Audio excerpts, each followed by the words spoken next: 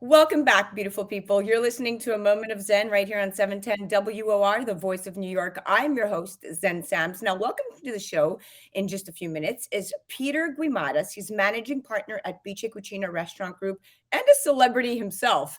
Peter continues to generate dishes not only in Midtown, but now in Soho with his second recently opened Bice Cucina location. He's going to be coming on in just a few to discuss the new challenges many New York City restaurants are facing these days and how the demand for food and supplies is often outweighing the production and staffing needed, and how it's all affecting his truffle hustle.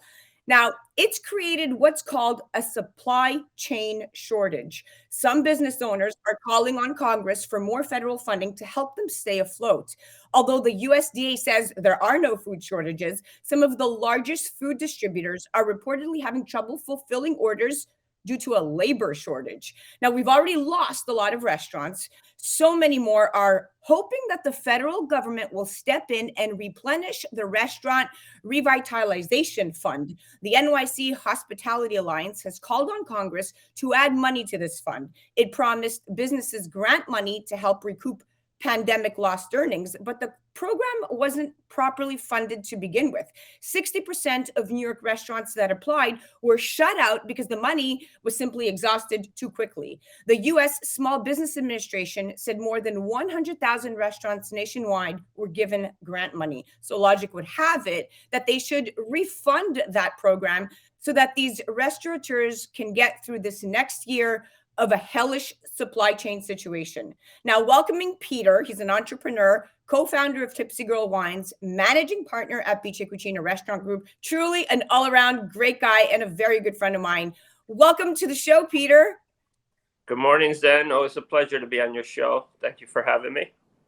You are so welcome, my friend. You are so welcome. Now, we are going to dive right into it because there's a lot going on out there in the market, in the supply chain issue with bottlenecks and lots of stuff going on, backlogs of goods and services, backlogs of goods leading to a shortage in that labor chain. Now, what is the biggest obstacle that you are currently facing as a restaurateur in the New York City area?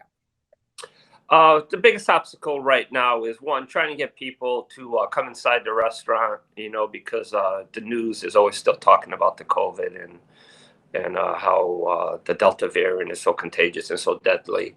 So that's an obstacle. The second obstacle is labor shortage. We have two restaurants in New York City. The first one in Midtown, we're pretty well staffed.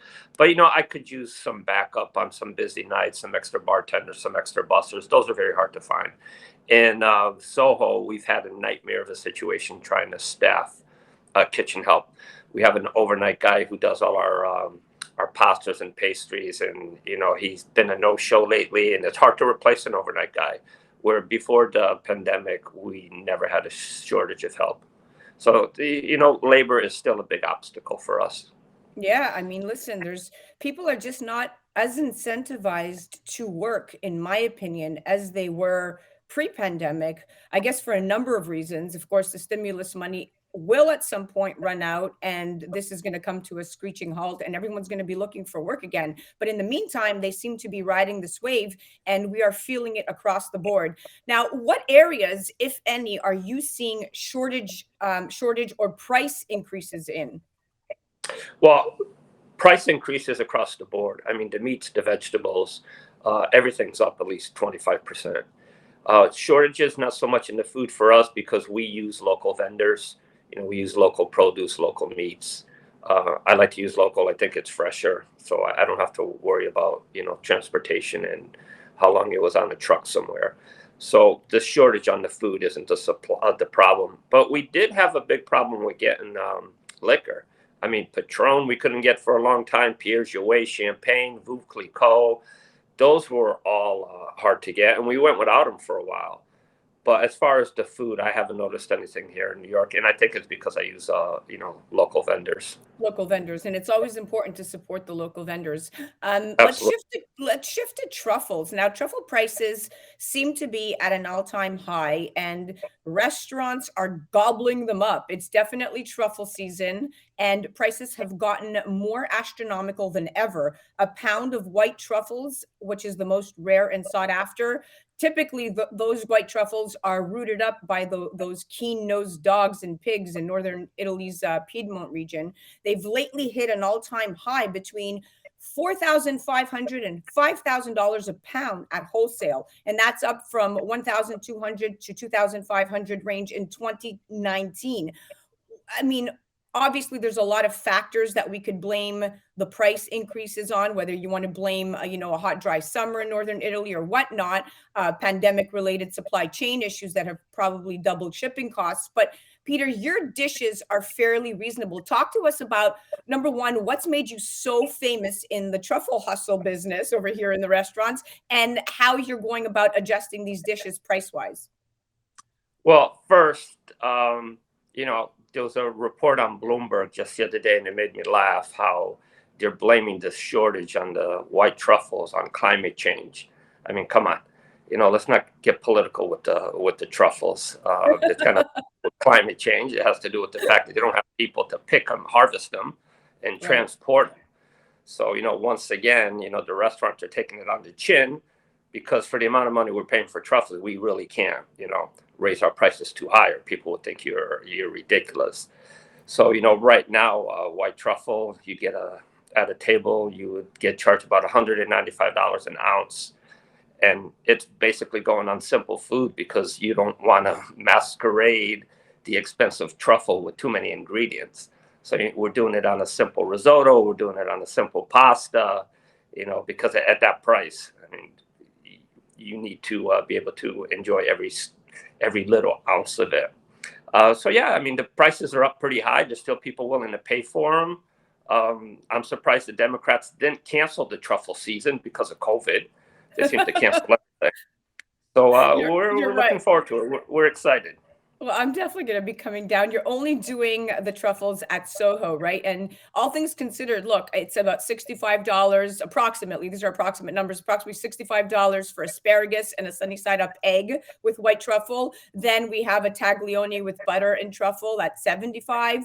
The risotto with Parmesan and truffle at $95. And then the tagliata with asparagus, beef, the wild porcini, rosemary, garlic, and truffle, that's at about $105. And all things considering, you're really not adjusting the prices in an increased kind of way, despite the astronomical cost of truffles. Well, I think I might have solved my truffle problem. So, when I leave my apartment, sometimes I walk to work, there seems to be a guy on the street. He's always like, want to buy some rock? Want to buy some rock? Well, now he's going around saying, you want to buy some truffle? You want to buy some truffle? So you actually got the drug dealers on the streets of New York selling truffles. No way. It's such a big markup. No, I'm kidding around. Okay, because what I don't know with you. Sometimes you're dead serious, and sometimes you're completely pulling my leg. Well, listen, you were pulling my leg. If I was serious, I wasn't going to let anybody know about it. I was going to make this guy my own truffle dealer. But we might do it in Midtown. I'm waiting for the prices. I'm working on a couple of other distributors. If I can get the prices down a little bit lower, I will. It's just, it takes a really seasoned diner to appreciate it. And the average person that doesn't know much about truffle or is not really into truffle, when they see these prices on your menu, they're not sure that they can correlate with it. So I tend to be a little bit wary about pricing up too many dishes on my menu. So in Soho, we're all set down there. In Midtown, I'm not sure yet. I'm still on the fence whether I'm going to carry a truffle special or not. Understood. And you know what? Hey, listen, it's different. We live in a different world than we did a few years ago, and we're adjusting to everybody's needs, and the trends are what they are today, and they change very quickly tomorrow. So as long as you're on top of it, my friend, like you always are, I wouldn't worry, because you are VIP yourself. And the people that do come to your restaurant, they want the truffles. Yeah. And you know what? I'll be honest with you. I've never gone to a restaurant and ordered truffle. I just, I like it. But I just don't. I'm not really going to ditch out $195 to have a little bit of compost, a little shaving. Well, but there are people that will and continue to do so, and absolutely, and we welcome them. We have something for everybody. We do. Okay, great, Peter. Thank you so much for coming on and chit-chatting with me. It's always a pleasure talking to you. As always, I'm going to walk the streets of New York and see if I can get a little bootleg truffle for my customers. Go ahead. Have a great day. Thank you for having me on. You got it, guys. That was Peter Guimaraes, managing partner at Bice Cucina Restaurant Group, 2 locations, one in Soho, one in Midtown. I can often be seen there for lunch or dinner. Definitely check them out, bicecucina.com. You're listening to A Moment of Zen right here on 710 WR, the voice of New York. We'll be right back after this.